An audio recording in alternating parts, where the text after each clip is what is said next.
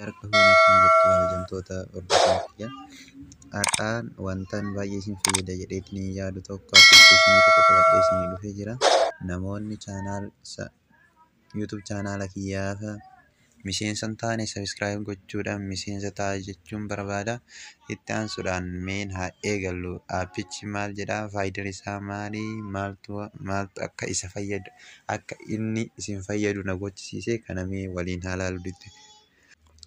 Appilikeeshinichi Teeraafoks jedhama. Appilikeeshinii kana fayyadamni isaa baay'ee salphaadha. Wanta inni isa kana akka fayyadamuuf na dirqamsiise yookiin akka fayyadamu na dirqamsiise istooreejii bilbila kiyyaati. Istooreejiin bilbila kiyyaa yoo xiqqaa ta'e fakkeenyaaf silkiin keessan GB 32 yookiin 64 wanti isin barbaadan immoo GB 200, 300 hanga 500 yoo kan ta'u taate moobaayila kana argachuudhaaf xiqqishuun rakkattanii koostii isinitti guddisaa. Keessattuu barattoonni viidiyoolee adda addaa buufattaniitiin ilaaluudhaaf aappiin kun dirqama isin barbaachisa jechuudha. Sababni isaa appilikeeshiniin viidiyoon isin harkaa baduu danda'a. Viidiyoo daawwachuu godhattanii achirra kaa'attan.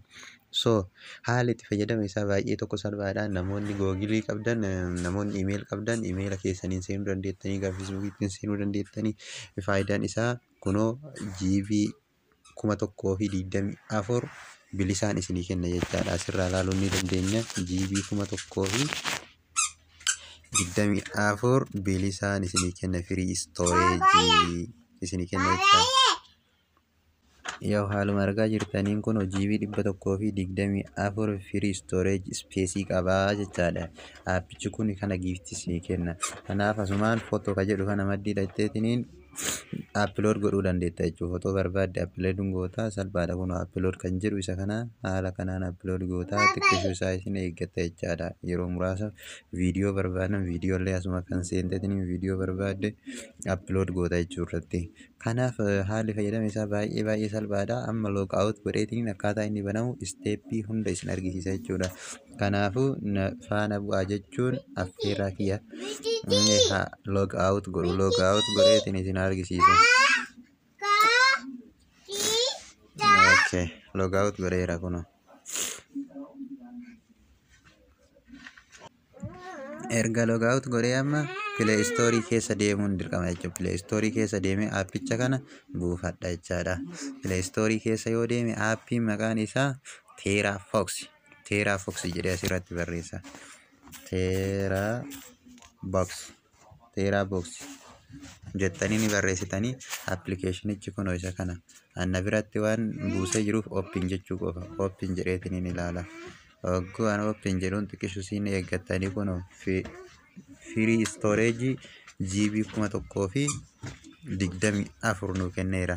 Amma haalli nuti hin seennu barbaanne loogiin wiiz googil.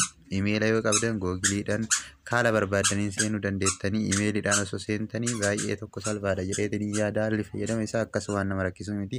Ilaallu imeeliidhaan haa seenu. Imeeliidhaan seenuu takka isin eeggadha. Sarchi godheera waan ta'eef kana naa fideera kun haala kanaan guutumaan guututti bakkeetti na deebiseera jechaadha.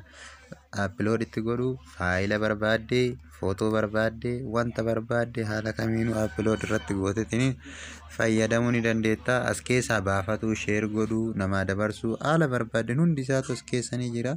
Akka aappiin kun baay'ee isin fayyadu abdiin qaba.